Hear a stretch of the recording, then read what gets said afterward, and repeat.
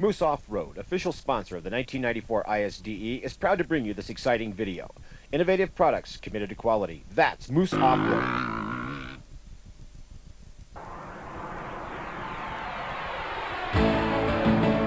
Out in the wild backcountry of Oklahoma, life has always been a challenge. If you let your guard down, even for a second, it could be the end of the line. So today, it is appropriate that this unforgiving landscape was chosen as the site of the 69th Annual International 6-Day Enduro, the toughest event on the off-road motorcycle circuit. This is the Zinc Ranch, located just 30 minutes from modern Tulsa, Oklahoma, but it's a world apart, untouched by the advancements of the 20th century, offering 31,000 acres of rolling hills accented by rocks and scrub oak.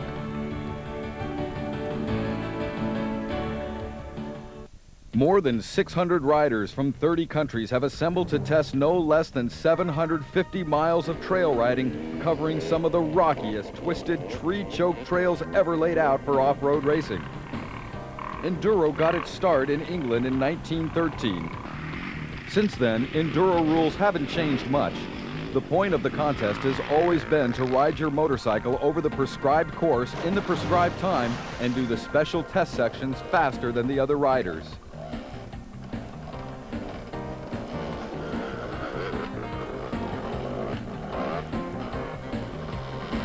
If a bike breaks, only the rider is allowed to fix it.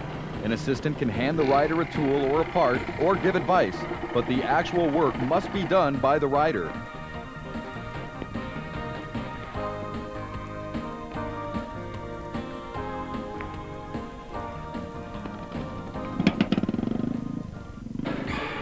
Area 178, 179, 180.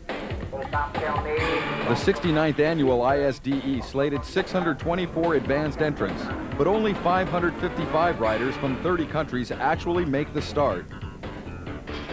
They're competing for the Nation Trophy, the Junior Trophy, team, factory, and club titles, and, of course, individual honors.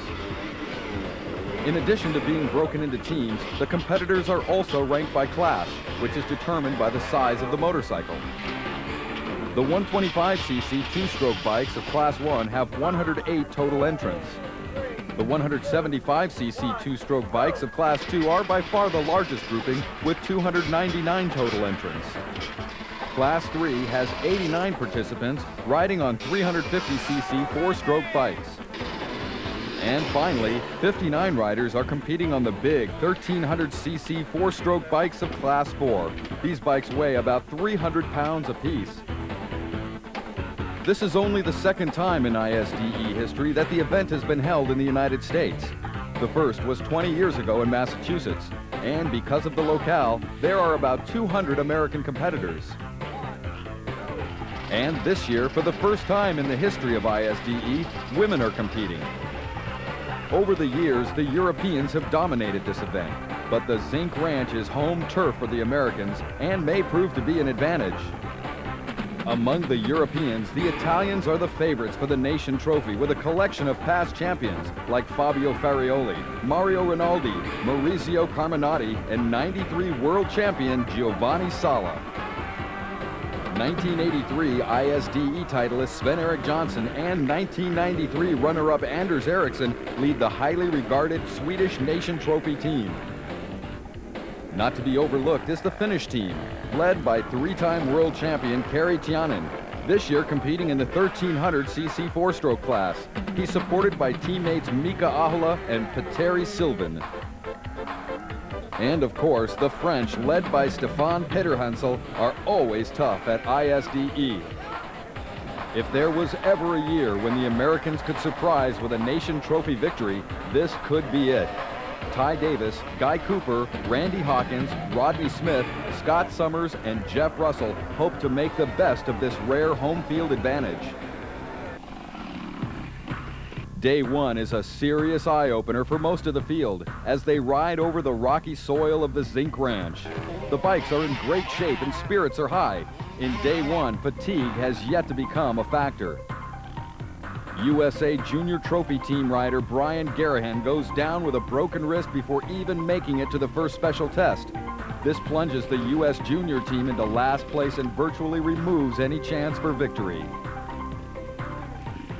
Today, the riders are on the Red Loop, 75 miles of hills and gullies winding through the backwoods of Zinc Ranch.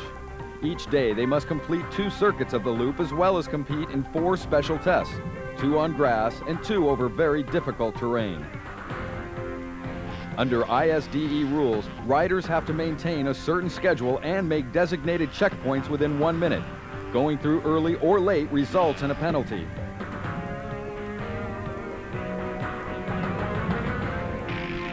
The grass track tests are much like regular motocross. The rules call for them to be set up on natural turf. The tracks are wide open except for the sharp hairpin turns and an occasional air-causing roll.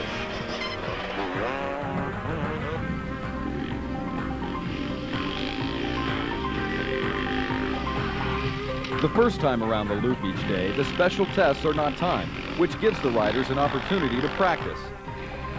The second time around is when the chips are down. It is here, during the special tests, riders have the opportunity to move up in the standings for being faster.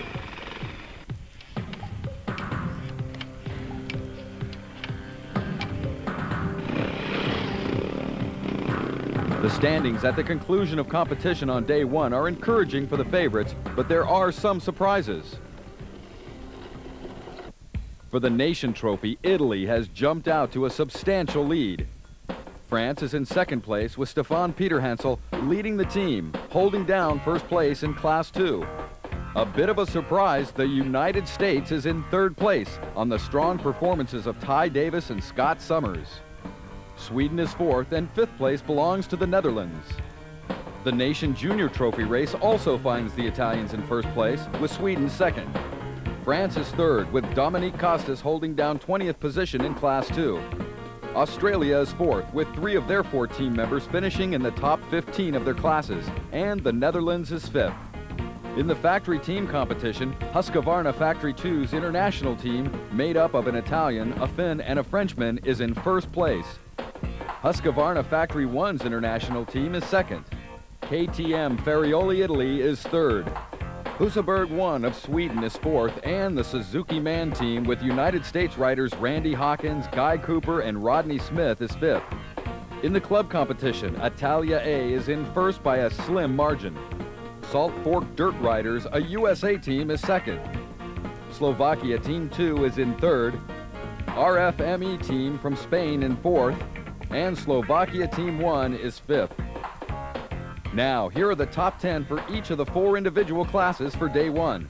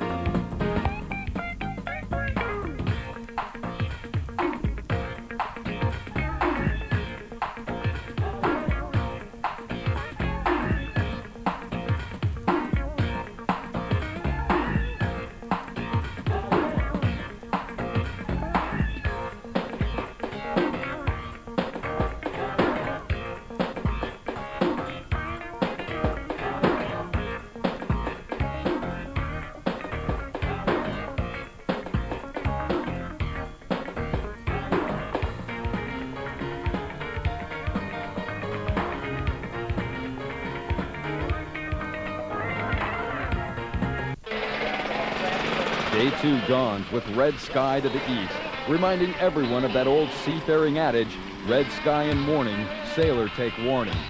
But what most riders are thinking about is spending the day chasing the Italians, who have jumped into the lead for both the Nation Trophy and Junior Trophy. Out of the 108 first-day entries who left the starting gate in Class 1 125cc two-stroke bikes, only 6 failed to finish. In the big field of 299 riders comprising Class 2, the 175cc two-strokers, 45 did not finish the first day. Class 3's field of 89 riding on 350cc four-stroke bikes saw 15 riders fall by the wayside. Class 4's 59 entries competing on 1,300cc four-stroke machines saw 8 of their compatriots fail to finish.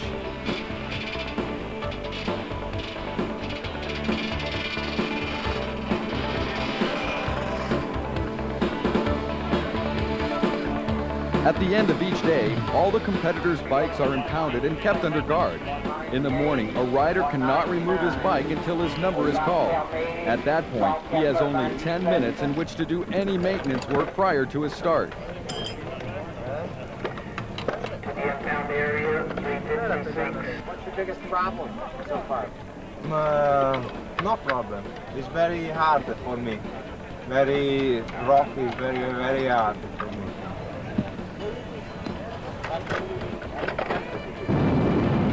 Day 2's course is the Green Loop. Course sections are described by tags like S-Curve, the oil tanks, and Sandy Road.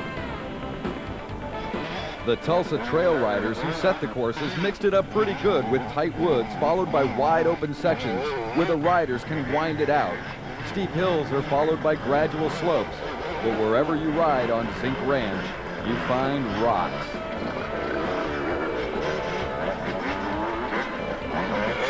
Day 2 also finds the competitors a little less rested and ready for battle than they were on day 1. If they slept at all, they probably had bad dreams about the rocks and trees, flat tires, and fouled spark plugs. At this stage in the game, riders are beginning to realize they have to endure 2 more days of what they went through on day 1 just to make it to the halfway point. For the bikes, it's all mechanical. For the riders, however, it's as much mental as it is physical. The name of the game is, after all, Enduro.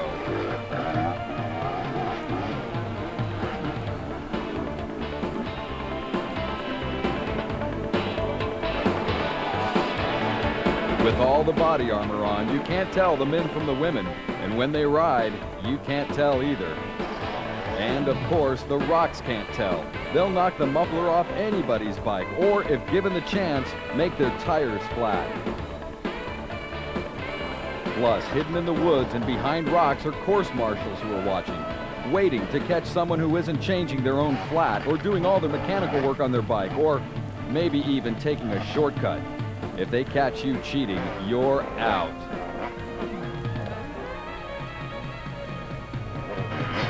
In Enduro scoring, gold means a rider is in the top 10% of their class. Silver is the next 20%, and bronze is everyone else who finishes. Among the remaining riders in Class 1, 33 are riding at the gold level, 56 are performing at silver, and 13 are at bronze. Of the remaining 254 riders in Class 2, 52 are at gold, 147 at silver, and 55 are holding bronze. Class 3 has 16 riders at the gold level, 43 at silver, and 15 at bronze. And in Class 4, 13 are gold, 22 are silver, and 16 finish to hold bronze. A look at the end of Day 2's leaderboard shows in the Nation Trophy, Italy has dramatically increased its lead from 75.01 to an incredible 335.3 margin. One of the Italians won his class for the day, while 4 others finished second. The other Italian was 7th for the day. Sweden has moved up from 4th to 2nd on the strength of 5 top 10 class finishes. Australia has made the leap from 8th to 3rd behind 3 team members' top 20 class finishes. The Czech team has risen from 7th to 4th, and the Germans have moved into 5th place from 9th. First day 3rd place team, the United States, fell to 7th. The Nation Junior Trophy standings for Day 2 finds Italy and Sweden still 1 and 2. Australia and France have swapped positions, and now the Aussies are 3rd and the French 4th. The Netherlands remains in 5th place. In the factory team standings, KTM Ferrioli Italy has jumped from 3rd into 1st place. Husqvarna Factory 1 continues to hold on to 2nd. Husaberg of Sweden moves from 4th into 3rd. Suzuki Man Team USA moves up 1 spot from 5th to 4th. And Kawasaki Team Green USA takes over 5th position, up from 6th. In the race for the club title, Day 2 results find the Spanish RFME team moving up from 4th place to take over the lead. Slovakia Team 2 has moved up to 2nd from 3rd. Italia A has fallen from first to third. Salt Fork Dirt Riders of the USA has dropped 2 spots to fourth. Right on a rock yesterday and broke my toe. How are you doing, other than that? Yeah, I'm still on time, doing all right so far, but I think I'll struggle today. How's your team doing? Oh, well, it was all right, but one of our team riders went out yesterday. His bike broke down. How did it break down? Electrics went on it as far as I know. The heat, first of all, for the first 2 days, we're not used to it. We get rain all the time, don't we, in England? But and apart from that, the terrain's different to what we have, you know. But, you know, you just come and apply yourself, don't you, and just get your head into gear and go for it. Things are all right, you know. The weather's with us today, isn't it? So what can you say? You know, when the flag drops, the bullshit stops, doesn't it? Day 3 arrives with good news and bad news. The good news is that even though all of the competitors' bikes were in impound overnight, they all got washed. The other good news is it won't be dusty today. The bad news is the heavy thunderstorm that drenched the Zinc Ranch all night long has made tons of mud and still lingers, making the day cold and wet. Some say, thank God, no dust. Others say nothing can wreck chains and other working parts on an off-road bike quicker than mud. Day 2 saw Class 1 drop off by another 11 riders. In Class 2, 41 riders failed to finish, and another 14 riders out of Class 3. And the smallest class, the big 1300cc bikes in Class 4, got even smaller, losing 14 more riders.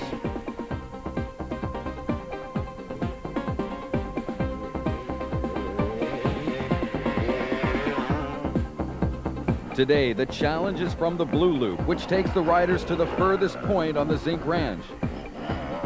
It's cold, wet, and muddy, forcing the riders to bundle up in jackets.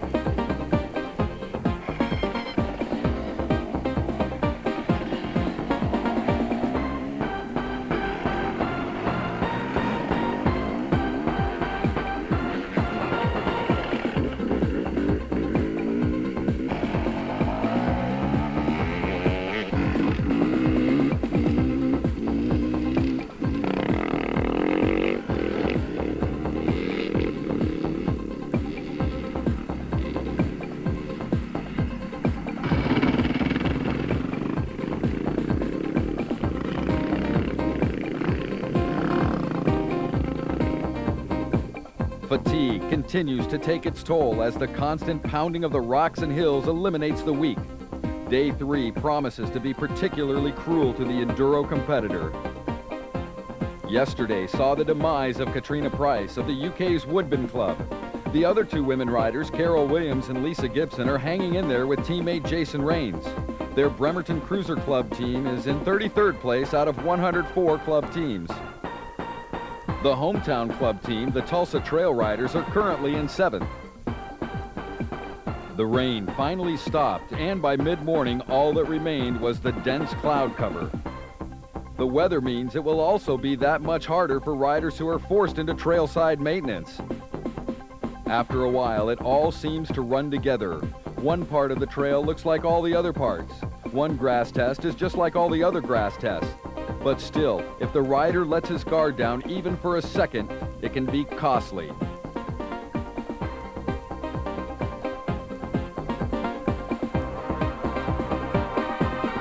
Even though the riders are part of the trophy and factory or club teams, when you're out there on the bike, you're all alone.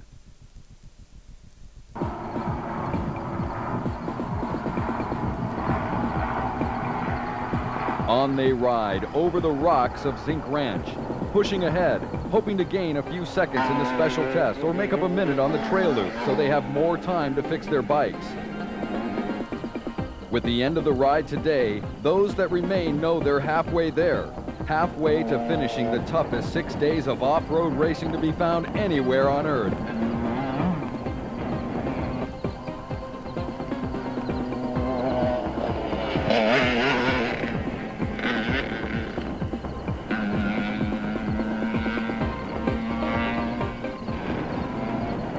What's your name and where are you from? Yeah, I'm from Sweden. How's your team doing? Team, it's not so good. Mike Sheehan from Hawaii. What team are you riding on, Mike?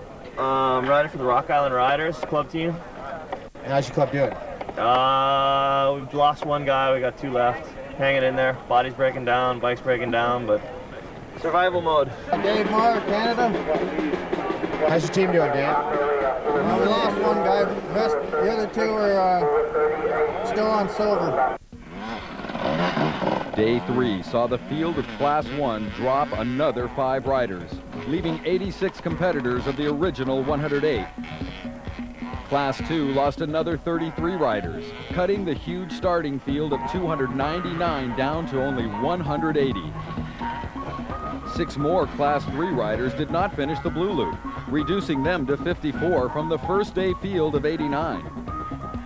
And Class 4, the 1300cc drivers said goodbye to 3 more of theirs, leaving the smallest class now at just 35. The leader of Class 4, Finland's Kari Tianen, has still yet to be assessed a single penalty point.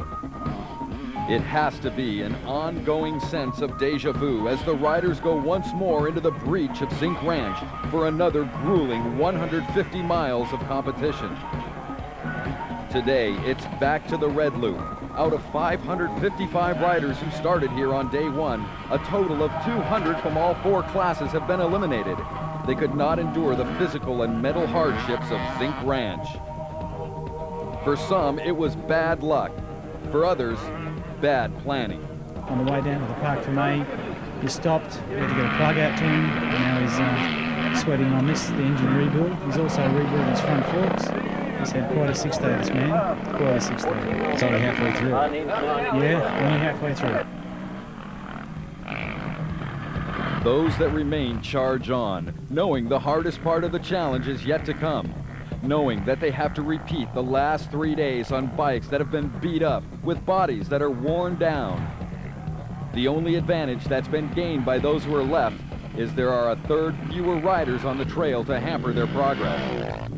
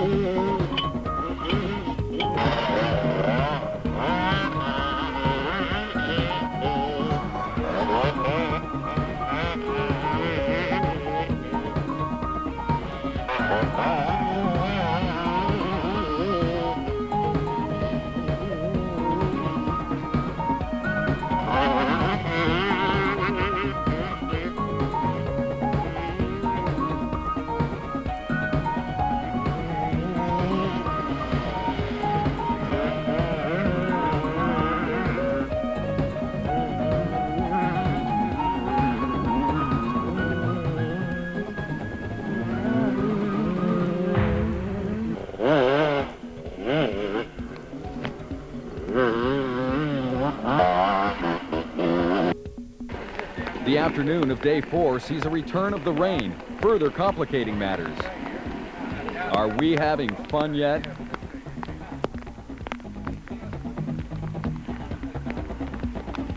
At the end of day 4, the standings continue to emphasize the Italians' dominance.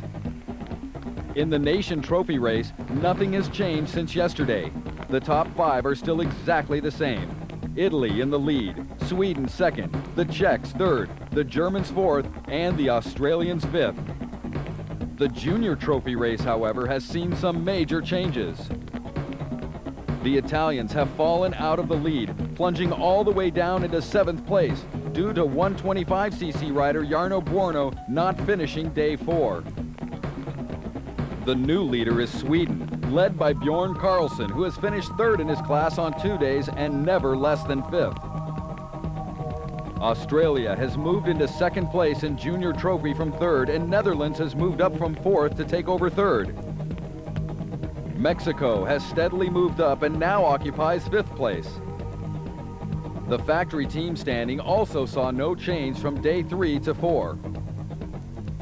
KTM Ferrioli Italy has expanded its 1st place lead over 2nd place Husqvarna Factory 1. Sweden's Husaberg continues to hold on to 3rd, and 2 USA teams, Suzuki Man Team and Kawasaki Team Green, are still 4th and 5th respectively. In the club competition, Italia A has regained the lead from the Spanish RFME team, which dropped to 3rd. Slovakia Team 2 remains in 2nd, while Slovakia Team 1 holds on to 4th, and Yamaha France keeps its place in 5th.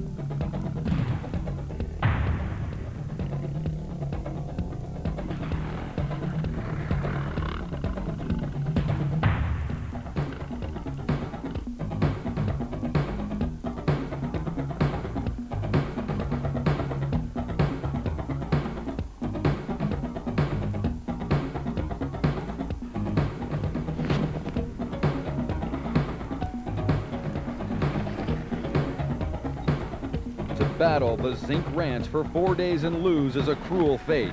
But as Mexico's Mauricio Rubio discovers here, the Oklahoma backcountry plays no favorites. Just wait until next year. I'm Marcelo Giuliani from Argentina. And what's your function with the Argentine team there? I am a team manager. This one is the first time and it's very tough. Hey, I'm from South Africa. Alex he was riding in our club team. They were doing quite well. He's still on silver, but yesterday we lost another rider, so our club team was coming 10th, but now we've dropped out of the standings at the moment. Who was the rider and how did you lose it? The rider was Gavin Nimmo. He lost an axle bolt on his Kawasaki, and that was between 2 Czechs, and that was how it went. Is this your first time in America? No, it's the 2nd time in America, but it's my first time at a 6-day international. Well, good luck. Thank you very much. Day 5 is the last day of the 150-mile loop competition, and that's got to be some consolation to those riders who have endured to this point. Day 6 will see the riders do only one 40-mile loop prior to the class motocross races that will wind up ISDE 94. Only 18 riders from all the classes got knocked out on day 4. 8 in Class 1, 7 in Class 2, just 1 in Class 3, and 2 from Class 4. That leaves the field at 337 riders, who now once again take on the green loop.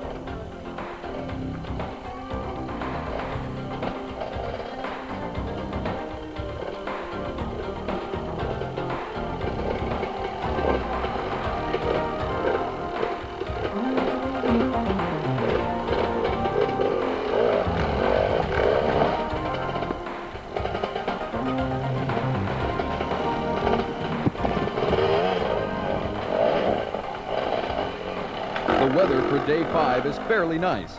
Not raining and still damp enough from day 4 to not be too dusty. Almost ideal conditions, one might think. However, the hills are still as steep as they ever were. The rocks are still as plentiful and as hard.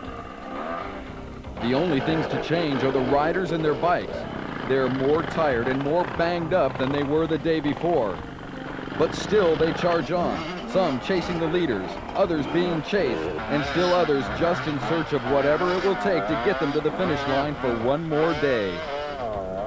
Solace can be taken in the fact that whatever happens, this is the last time the riders have to come through here. Here, Lisa Gibson wrestles with her 125cc Suzuki on her way to a bronze finish. In the Class 1 standings, she will come in 76th overall, and her teammate, Carol Williams, will finish 65th. Along with teammate Jason Raines, their Bremerton Cruisers Motorcycle Club team from Washington State will finish 24th out of 104 in the club competition.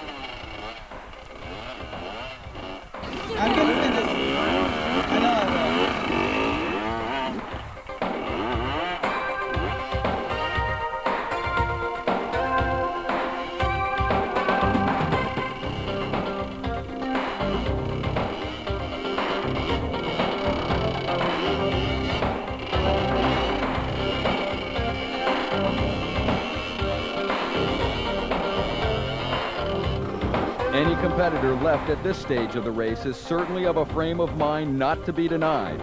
Even if you don't have the proverbial snowball's chance in that very hot place of winning, there is a great measure of personal victory and satisfaction in just finishing this ultra-grueling event.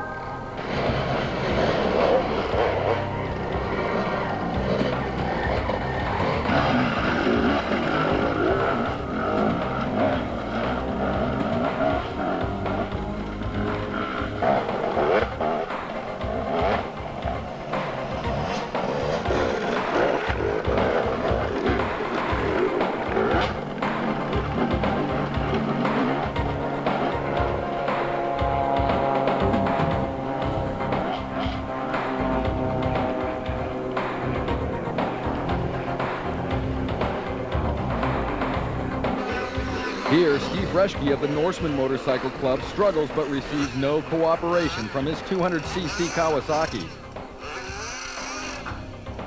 Hard to believe a motorcycle can be as stubborn as a mule.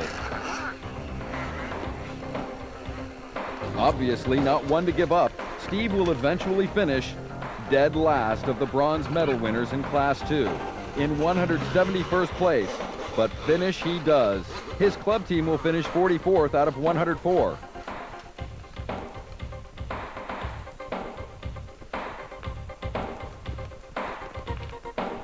You get your status or what? The field is narrowed and the spectators can enjoy the toughest of the field because that's all that's left. Nothing is going to stop them now. They can smell the finish line. And if they make it today, tomorrow has only a 40-mile loop and a 4-lap motocross standing between them and a completion of the 6-day trial.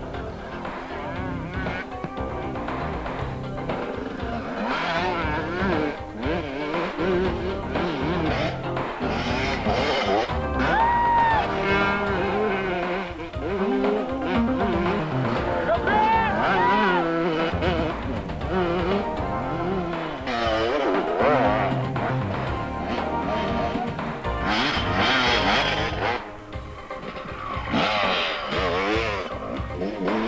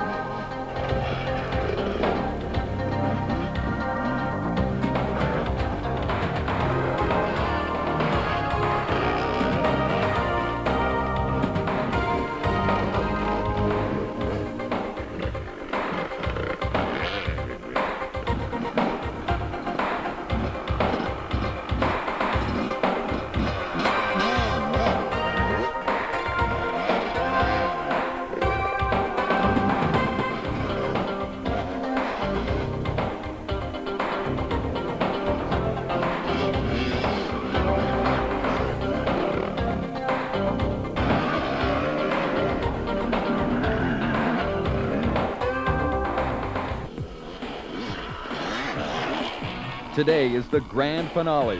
40 miles of trail out on the Blue Loop and then on to the motocross, and that's it. Out of the 108 entries who started in Class 1, 31 have been eliminated, leaving 77 riders to answer the call for this final day. In Class 2, the 175cc two-stroke bikes, the first 5 days have knocked out 127 of the 299 starters, leaving a Day 6 field of 172. The 350cc four-stroke Class 3 field of 89 has seen 36 riders glean from their ranks.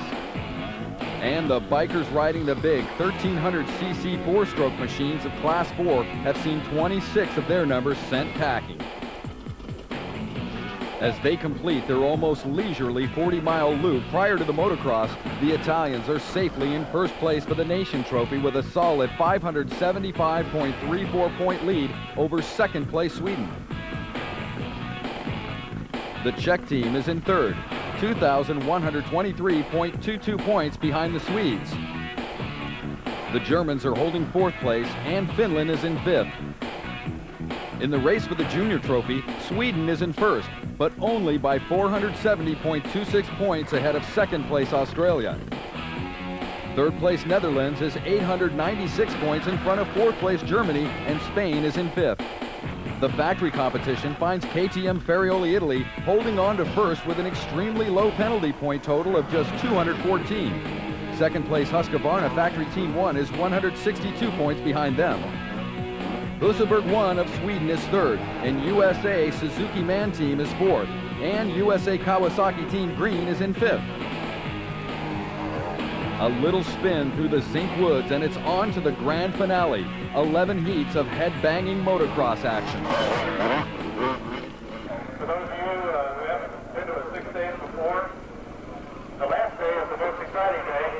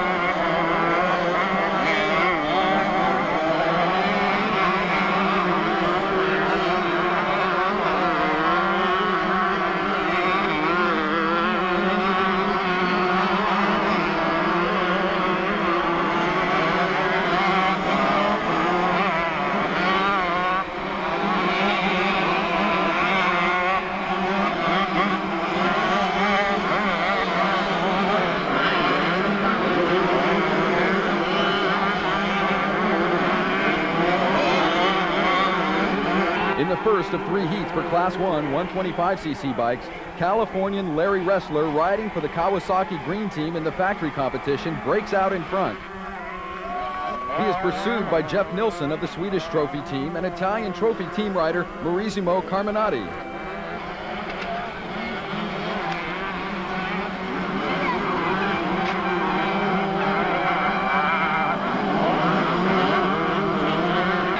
wrestler and his Kawasaki hold the lead for almost 4 laps, Swede Jeff Nilsson catches him right at the end. Carminati is third, and eventual Class 1 overall winner, Paul Edmondson of the UK, is fourth.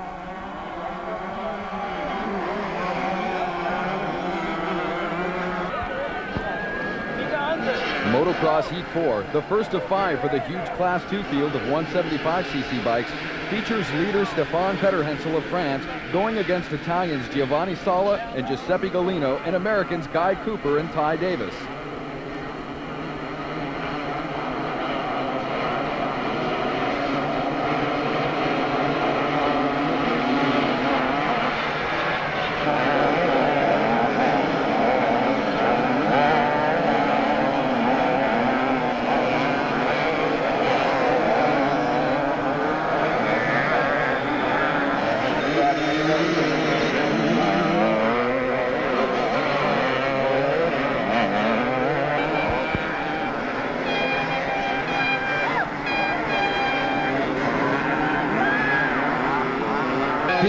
Breaks in the lead and holds first place for 2 laps before he's overtaken by both Ty Davis and Guy Cooper, who turn it into an all-American 2-man race.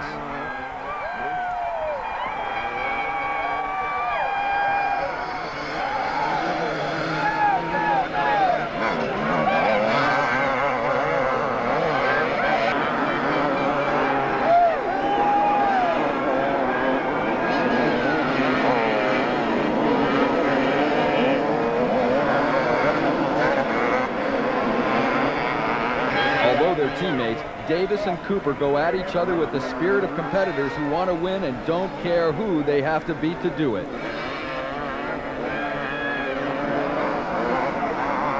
In the end, Davis holds off Cooper in an extremely close race to take first. Guy Cooper second, and Frenchman Stefan Petterhensel places third.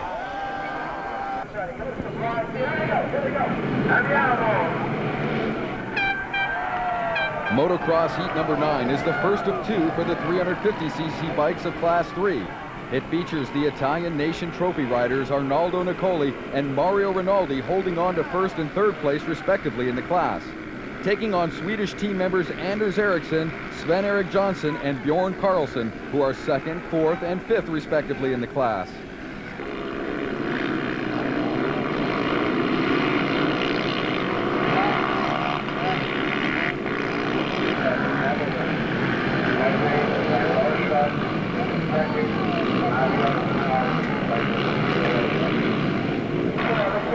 The Italians work their way to the front and eventually make it a 2-man race.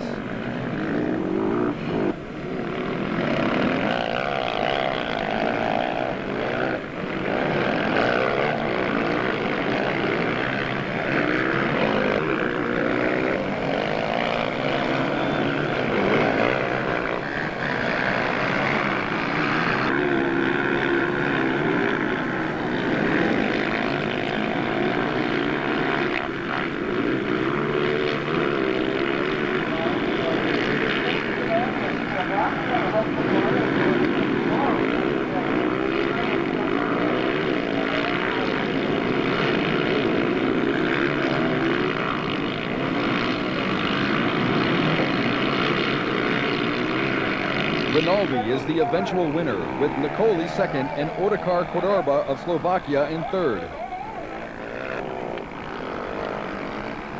The true drama, however, comes from Swedish junior trophy rider Bjorn Karlsson, who pushes his bike some distance on the last lap to finish. This act of strength on the final day ensures the Swedish junior trophy team of the title. If Karlsson had not finished, all would have been lost.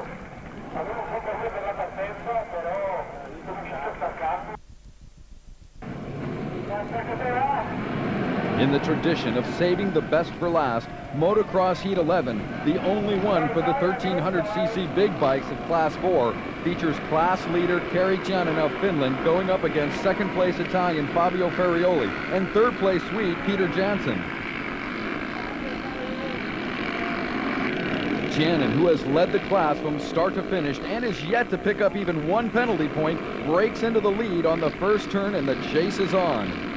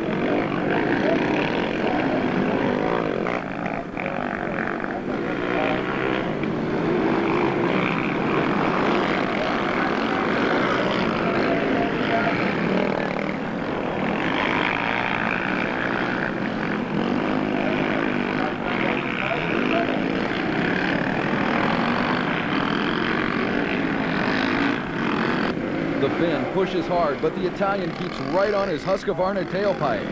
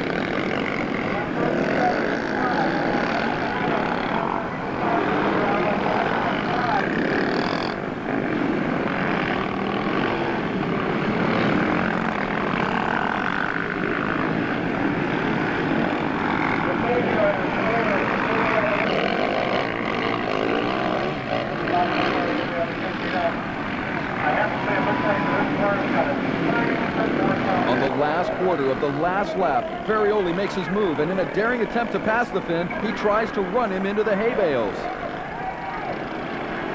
But Giannin will have none of it and succeeds in fighting Ferrioli off to keep the lead.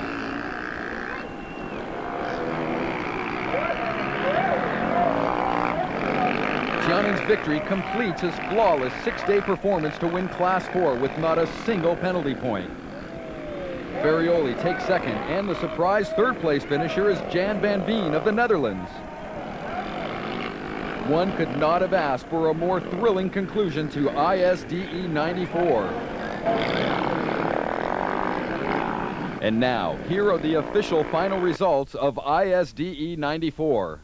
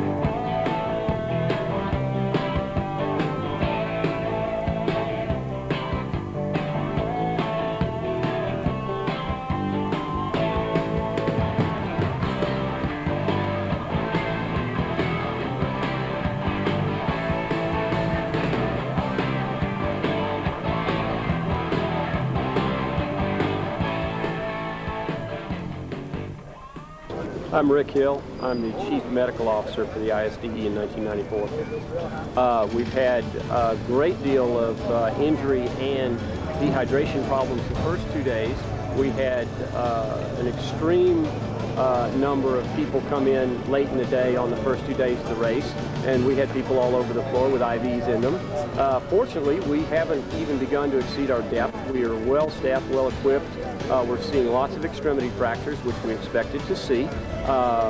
We're seeing some significant trauma, although it's been limited to just a couple of riders, and we're able to get them downtown expediently for definitive studies. And so far, no one's been admitted to the hospital. Straight there. Right there.